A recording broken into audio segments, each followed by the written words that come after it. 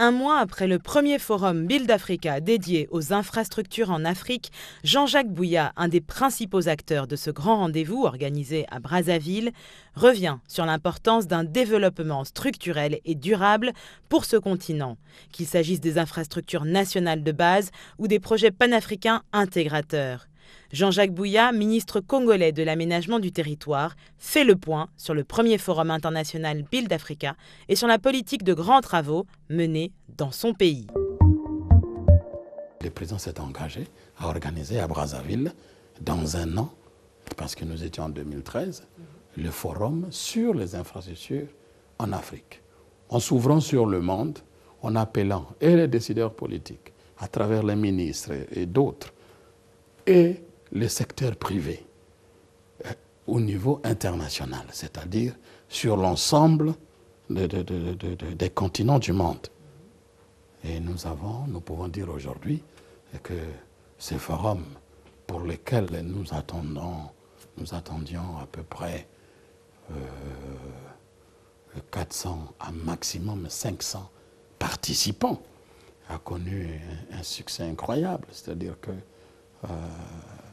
nous nous sommes retrouvés comme participants au forum, près de 1000 personnes, 850 des participants, 85 des participants ont intervenu, alimenter le débat et effectivement, le président avait juste, cet échange est important et pour résoudre, parce qu'il faut résoudre le problème de l'insuffisance des infrastructures en Afrique. Ça ne peut pas rester un problème éternel. Mettre à disposition un continent, un pays, un continent des infrastructures, c'est la chose essentielle. Mais on ne le fera pas toute notre vie. Ça doit être à court et à moyen terme. On dit voilà ce qui manque pour l'Afrique. La Banque africaine de développement a évalué toutes ces choses. Voilà ce qui manque pour l'Afrique. On construit, on finit, on pérennise et on passe à autre chose. Et c'est sûr qu'on aura créé les bases du développement de notre continent et participer au développement du monde et à l'équilibre de la société. Puisque c'était un forum sur les infrastructures en Afrique, donc avec une dimension vraiment panafricaine, est-ce que ça vous a permis d'élaborer des commencements de solutions? Il faut même dire que ce forum est devenu une appropriation véritablement continentale. Nous avons eu près de 10 ministres du domaine qui sont arrivés. Nous avons eu la commissaire au transport de l'Union africaine qui est venue délivrer le message de la présidente de la commission de l'Union africaine. Nous avons eu une participation à un niveau important de la Banque africaine de développement. Il y a même eu la directrice générale du fonds de ce qui a été mis en place, Africa 50, pour voir comment on peut organiser un certain nombre d'investissements, un certain nombre de financements pour accompagner les investissements d'infrastructures en Afrique. Et effectivement, il y a eu des débats qui ont évoqué un certain nombre d'approches, des solutions qu'il va falloir regarder, mettre en œuvre, revenir dans 2 ans, et puis coupler aussi aux initiatives des États, aux initiatives continentales, parce que là, il y a des orientations continentales. Et il y a les projets du développement des infrastructures en Afrique sont connus. Ils sont même établis en priorité. Et tout cela se trouve dans les mallettes. D'ailleurs, le président Macky Sall, à chaque réunion à travers le monde, amène le lot, puisqu'il est le responsable, amène le lot des projets du PIDA pour expliquer au fur et à mesure à tous les bailleurs, à tous les niveaux du monde, pour expliquer davantage qu'il faut. Le tour du continent africain est arrivé et il faut que l'Afrique rentre aussi dans les concerts des nations pour l'équilibre du monde. Tout récemment, vous avez inauguré même le 2e module de l'aéroport de Brazzaville à Maya-Maya. J'aimerais savoir un petit peu quelle est la stratégie autour de cet aéroport. Le Congo est un pays au centre du continent. C'est un carrefour. Des pieds sur la mer, la tête dans l'interland, et on doit pouvoir jouer son rôle. Et Brazzaville, et d'ailleurs, depuis l'époque coloniale, a été la capitale de l'Afrique équatoriale française, était le centre, là où les colonies françaises étaient organisées dans la partie centrale du continent. C'est simplement parce que la position géographique permet ces choses, parce qu'il fallait regarder ces choses de manière équilibrée. nous avons les destinées de notre pays. Cette vocation de pays carrefour est normale. Le hub est là. Il revient donc aux hommes de valoriser pour qu'ils servent à tout le monde, au Congo, à la sous-région, à l'Afrique et en dehors du continent. Donc c'est ainsi que l'aéroport de Maya-Maya, conçu comme tel à travers son terminal, permet de créer cette opportunité donc de hub, de carrefour de transbordement vers les autres pays, vers les autres continents. De là, nous pouvons aller directement vers les Amériques, nous pouvons aller directement vers le Moyen-Orient, nous pouvons aller directement vers l'Europe, nous pouvons aller directement vers le sud du continent et peut-être y atteindre l'Australie un jour. C'est la position. Elle est naturelle, elle est géographique. C'est des atouts importants. Chaque acte que le président de la République pose a toujours été un acte qui contribue non seulement au développement du Congo, mais à la vision continentale, donc à la contribution du Congo sur la vision continentale.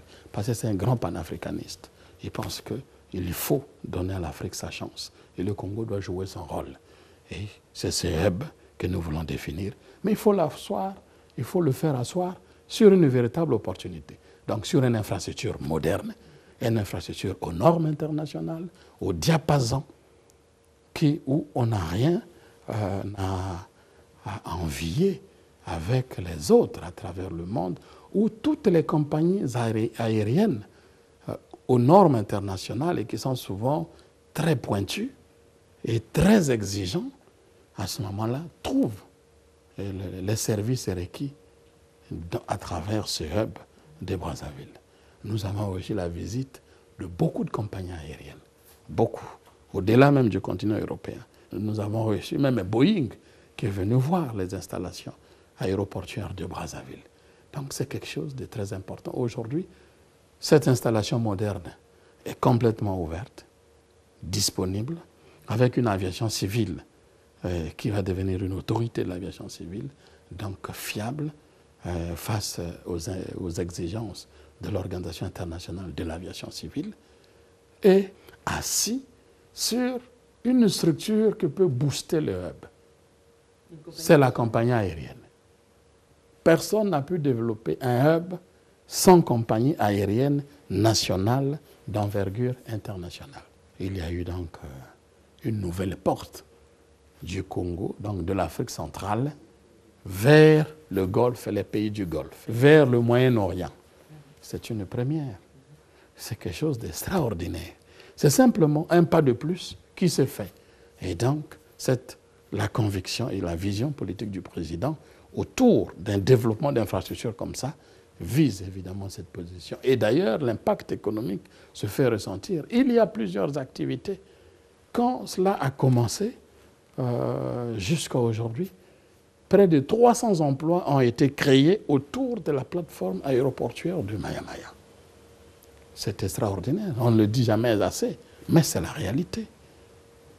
Le trafic est passé de 2008 à 2014 aujourd'hui, on peut dire 745 en 2008, 745 000 passagers par an à Brazzaville, à 1 126 000 en 2014.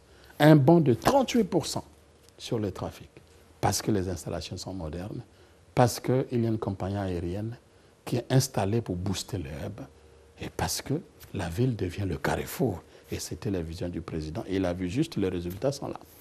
Et toutes ces installations vivent dans un style de partenariat public-privé. Aujourd'hui, les installations aéroportuaires sont concédées à ceux qui savent faire le travail. Donc, par exemple, au groupe Aegis et BCOM, vous voyez, donc à travers la société Aerco, qui développe, qui a des engagements, qui suit le programme avec nous.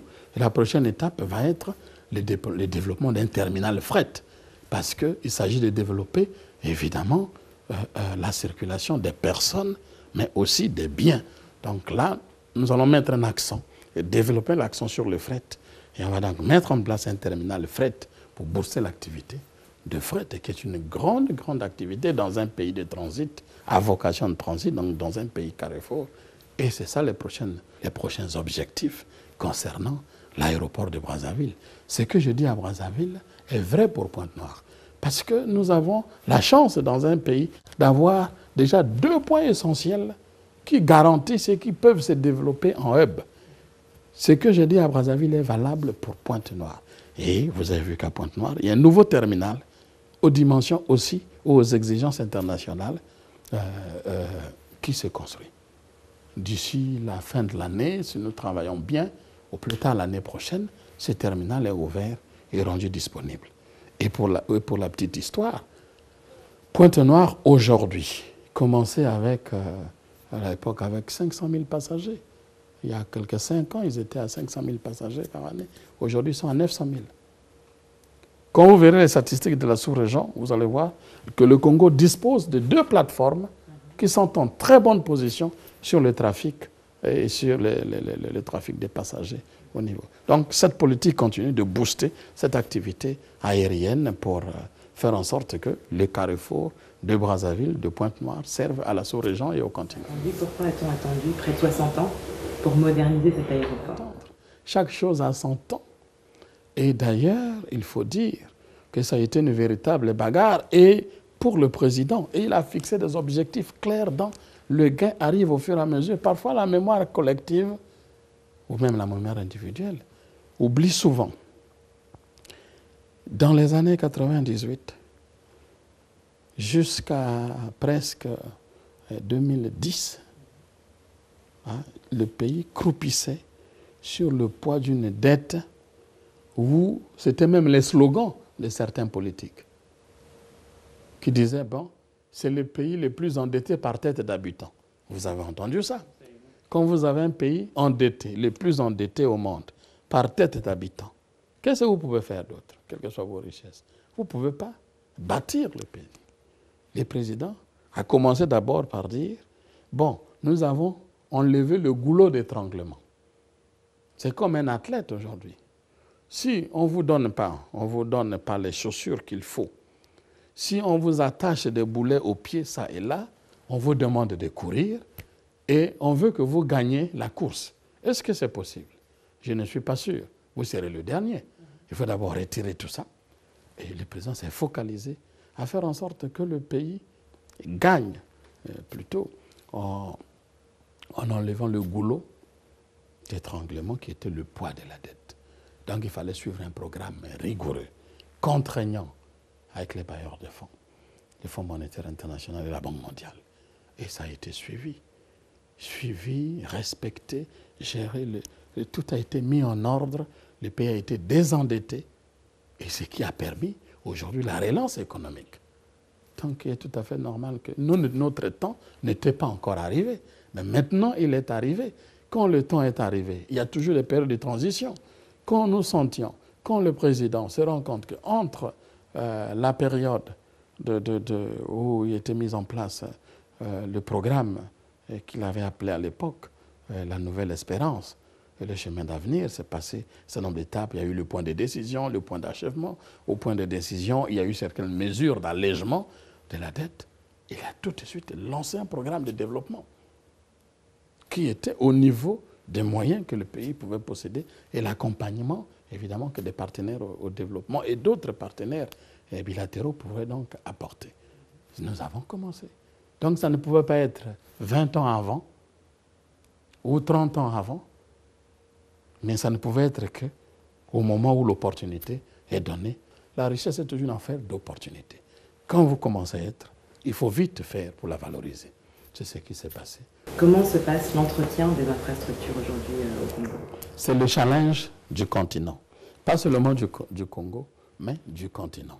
C'est là que le forum a d'ailleurs dit qu'il faut qu'il y ait une véritable synergie entre le secteur public et le secteur privé.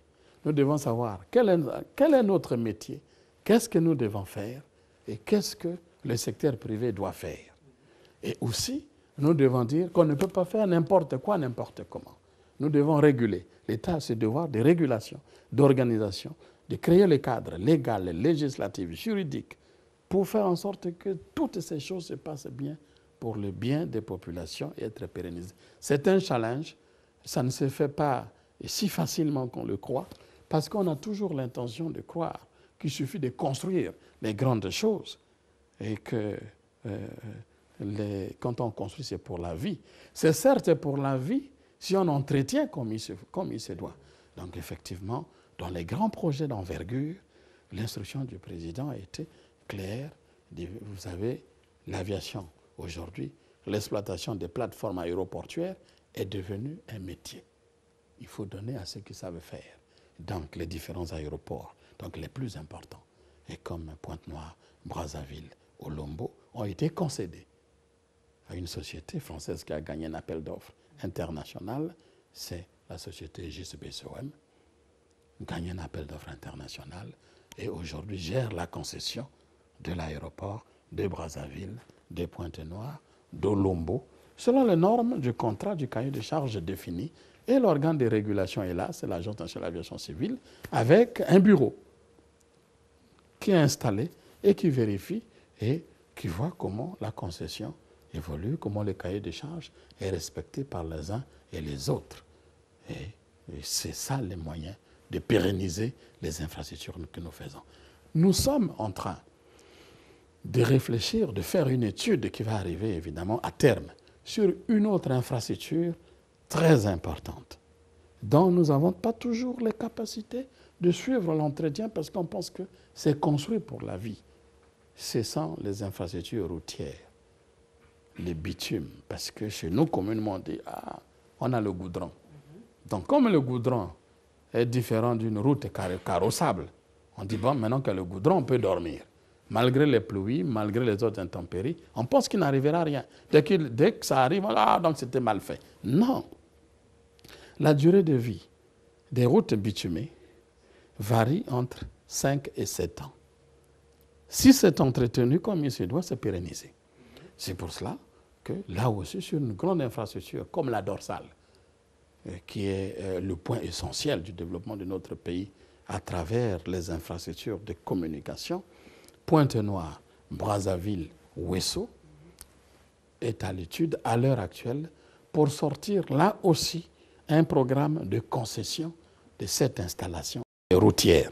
C'est-à-dire qu'on mettra en place les péages les plus modernes, gérés par des privés qui eux ont le devoir d'entretenir toute la voie de bout en bout et de donner et de repayer des redevances à l'État, évidemment, avec... il y a toujours un coefficient sur le gain. On ne peut pas adosser en disant s'il n'y a pas de voiture, vous payez tant, malgré ça. Non, toujours un coefficient sur le gain, de telle sorte que les redevances liées à cela permettent à l'État, à travers les organes qui existent, d'entretenir et de contribuer au fonds routier et entretenir les routes secondaires ou départementales. Donc cette étude est en train d'être faite.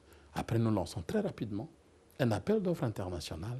D'ici la fin de la construction de la route entre Pointe-Noire et Brazzaville, et entre Brazzaville et Ouesso, dans le maillon Mambili-Ouesso, donc dans moins d'un an ou dans un an, nous aurons donc cette étude est toute faite et cet appel d'offres lancé.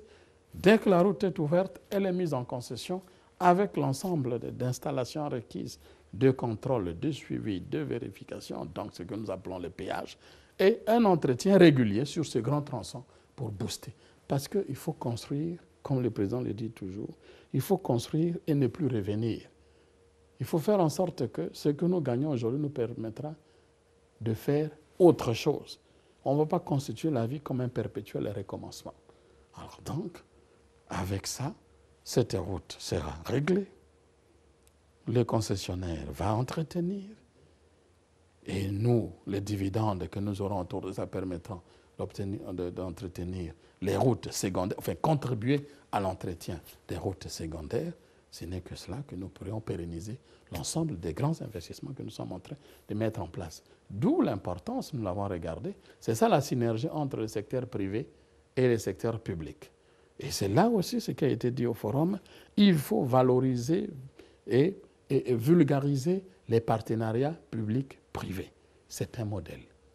Sauf qu'il faut créer les conditions pour que la part locale s'y retrouvent. On a parfois l'impression que lorsque les États se concentrent sur les infrastructures et en font une priorité, on néglige peut-être des secteurs prioritaires qui seraient l'éducation, l'électricité, l'eau par exemple. Qu'est-ce que vous en pensez? Ce sont les infrastructures. Ce que vous évoquez là, ce sont les infrastructures. Peut-être que tout au long de notre débat, nous nous sommes focalisés sur les infrastructures des communications, de transport, pour élucider notre propos, mais ce qui est valable, c'est la même chose. Toute la dorsale donc, que nous avons définie aura sur son passage les lignes de transmission d'énergie, de transport d'énergie, parce que sans énergie, on ne peut rien faire de toutes les façons. La fibre optique, aujourd'hui, un monde fermé qui ne communique pas à l'extérieur est un monde qui n'existe pas, donc les communications sont importantes. Et puis, si vous voulez fédérer, ramener le maximum de personnes à travailler avec vous et faire, il faut que vous créez les conditions minimales d'une vie acceptable. On ne peut pas arriver dans un pays, vous êtes là et vous tombez malade, personne ne peut vous soigner.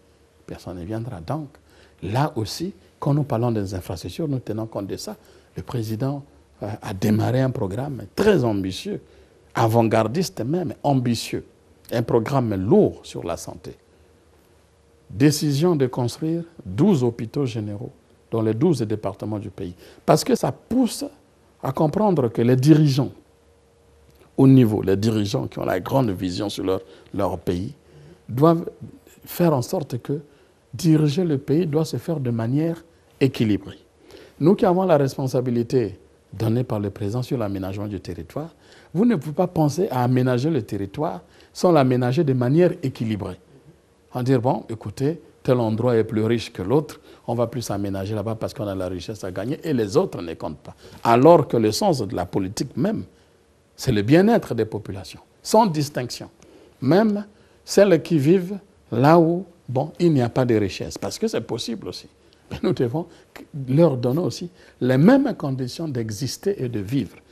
C'est pour cela que toute politique, quel que soit le niveau de mondialisation, le niveau de commerce, on doit toujours donner à chaque homme sa dignité humaine. Donc, toute forme de gestion du pays doit avoir un visage humain. Donc, le président aujourd'hui a décidé de construire 12 hôpitaux généraux dans les 12 départements. Un hôpital général par département. C'est pour donner l'accès à la santé. Pour tous. Ça a déjà commencé. Ça a déjà commencé, les sites sont nettoyés à des endroits où les fondations ont déjà démarré. Ça se passe avec une compagnie brésilienne et c'est un projet d'envergure. Et les autres infrastructures que vous évoquez, les infrastructures sur l'éducation, mais c'est le capital humain. Nous ne pouvons rien faire sans ça. Moi qui vous parle, si je n'étais pas à l'école, vous qui me parlez, si vous n'étiez pas à l'école, nous ne serons pas là pour parler de ces choses. Donc nous ne pouvons pas croire que c'est bien pour nous et pour les autres, non. Il faut le faire pour l'ensemble des populations. Et une grande université, l'université Denis Sassou Nguesso, est aujourd'hui en construction. En construction à la périphérie de Brazzaville, à Kitele, dans le voisinage d'ailleurs, où nous étions pour lancer les travaux du complexe sportif. Et d'ailleurs, les travaux de ce complexe sportif visent, comme nous avons voulu, d'un complexe sportif, des activités intelligentes, qu'après les Jeux africains, c'est toujours la fondamentale question. Qu'allons-nous faire des installations? Et c'est pour cela que vous trouverez que le village olympique qui se construit à l'heure actuelle servira de campus universitaire pour l'université Denis Sassou Nguesso. Donc, cette grande université qui est une université des métiers d'avenir.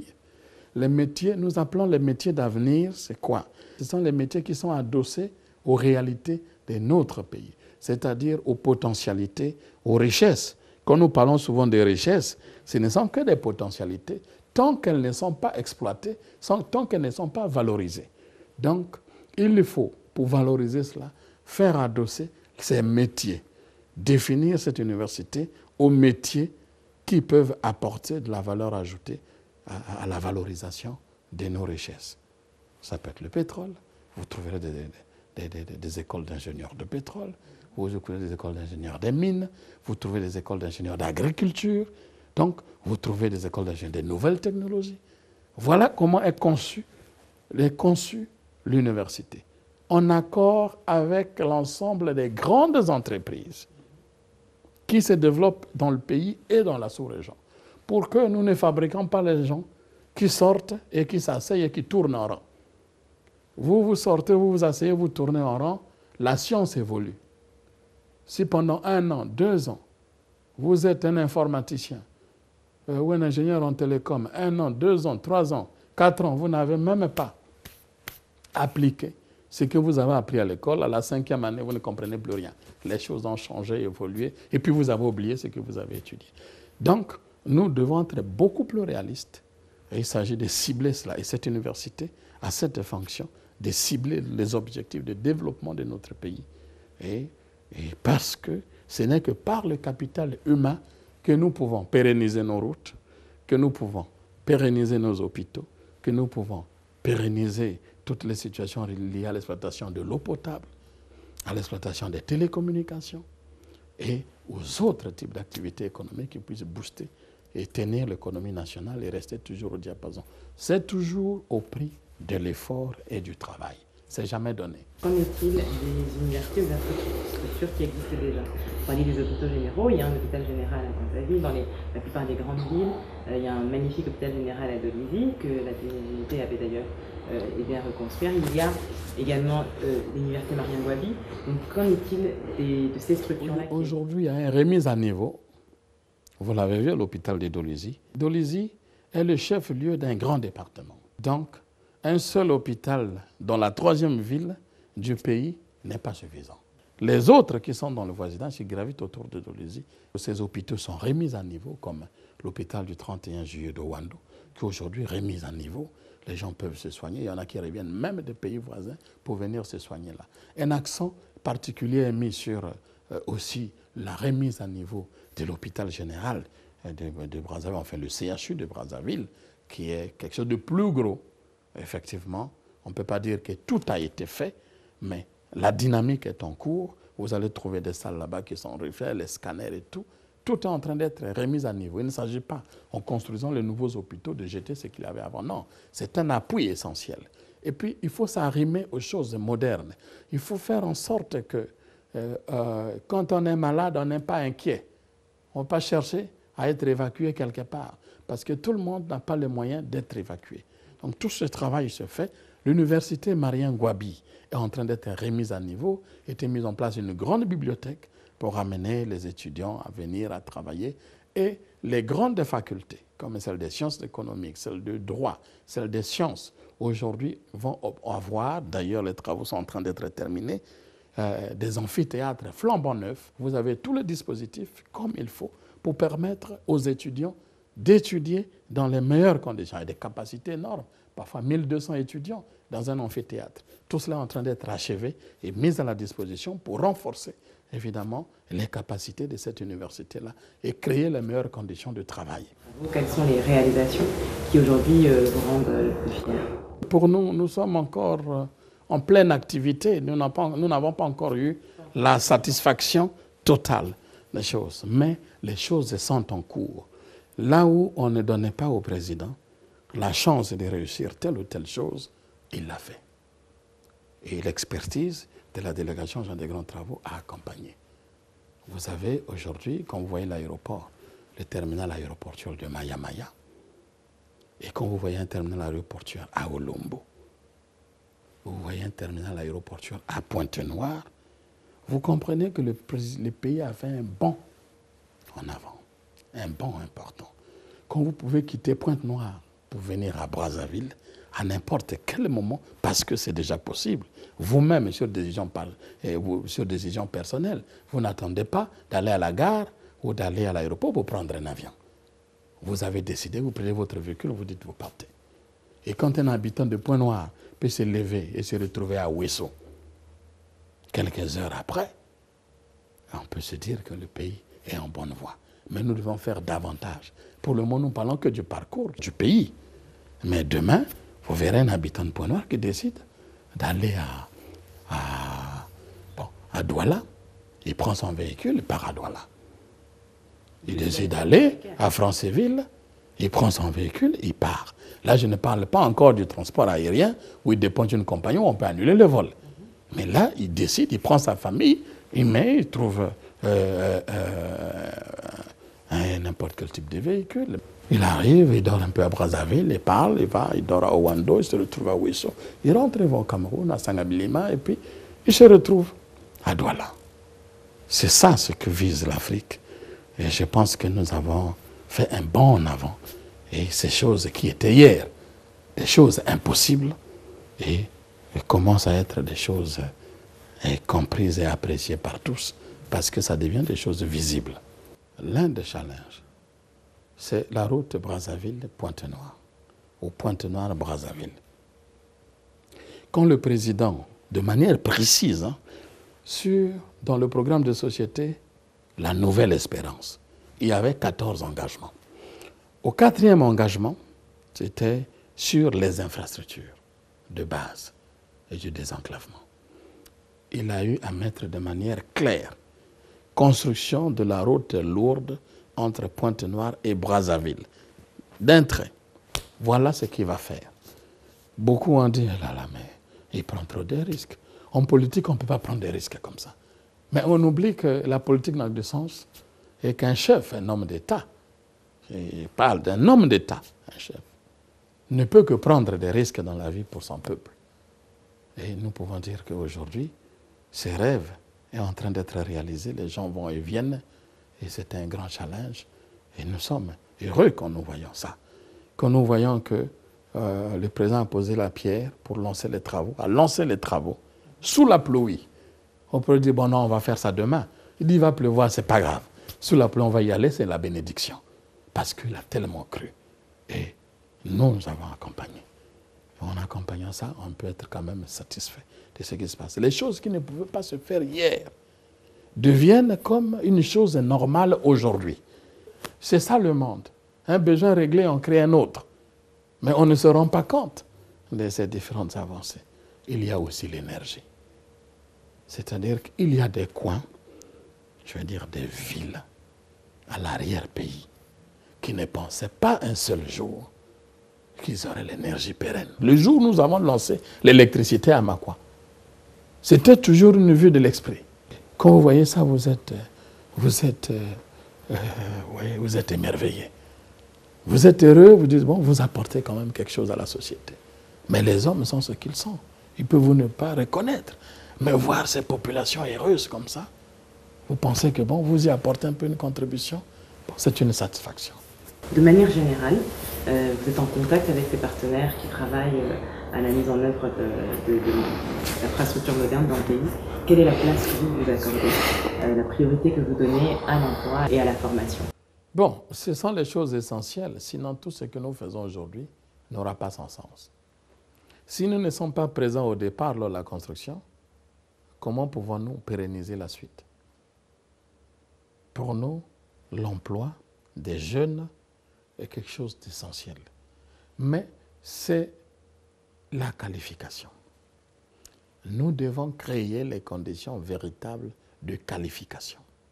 Mettre en œuvre une politique de développement dans un pays, les politiques sont établies par les dirigeants.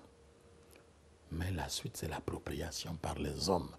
Il faut croire aux dirigeants et s'approprier le travail. Ce n'est pas parce que c'est telle ou telle personne qui est là et que bon, ça ne vous intéresse pas, vous ne faites pas. C'est un tort. Nous créons un tort aux générations de demain. Nous devons jouer notre partition.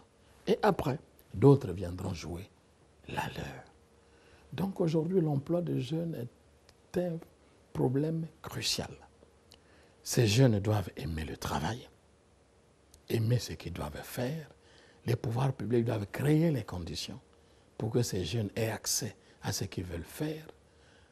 Ces jeunes doivent prendre acte et doivent comprendre que le développement de leur pays doit passer d'abord par eux-mêmes. Parfois même quand c'est avilissant, faire le travail pour le bien de leur propre pays. Aujourd'hui, quand nous construisons les routes, nous avons lancé un programme de la mise en place, de la construction des centres de formation pour les formations intermédiaires.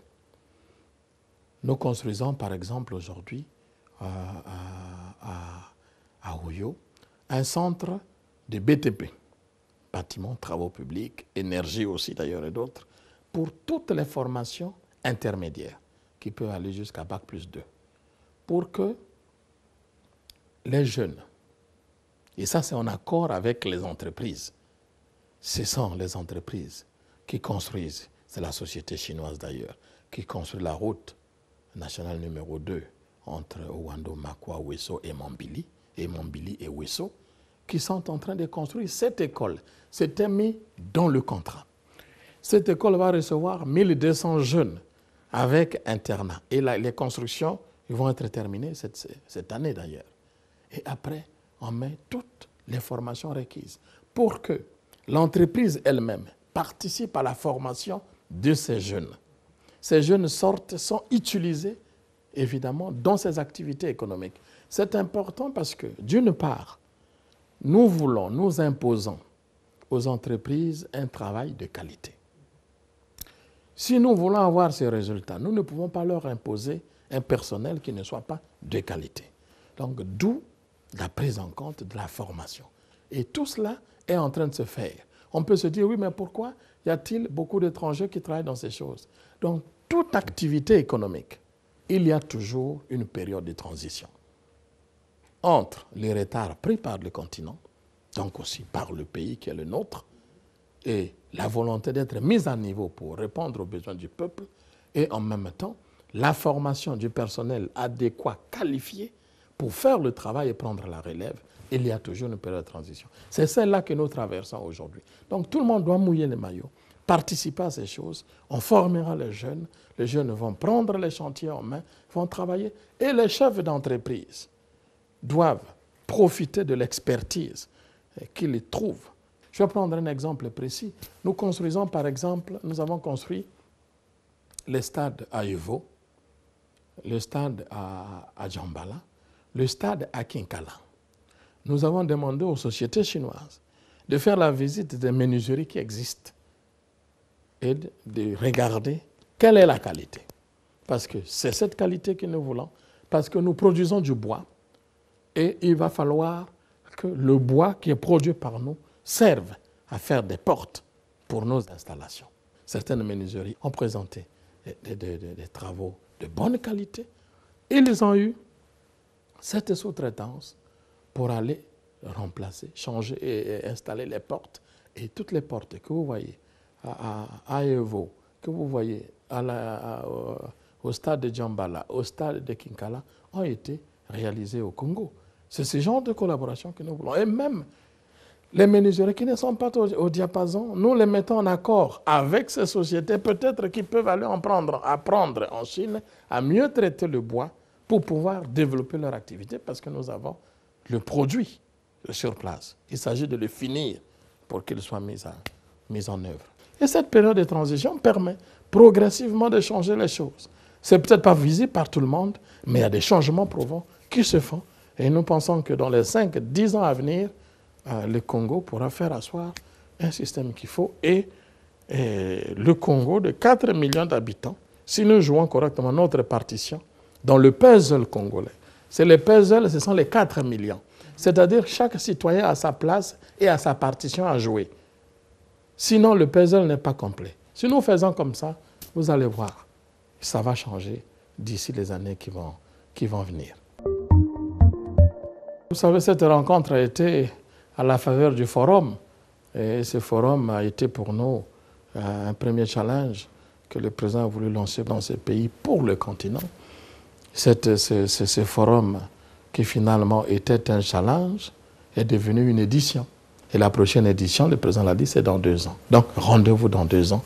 Et cette édition, nous pensons que nous ferons le point au fur et à mesure. Et dans 2 ans, nous aurons encore beaucoup de choses à dire. Merci. Jeudi prochain, nous ferons le point avec Sylvie Dossou, la représentante résidente de la Banque mondiale au Congo.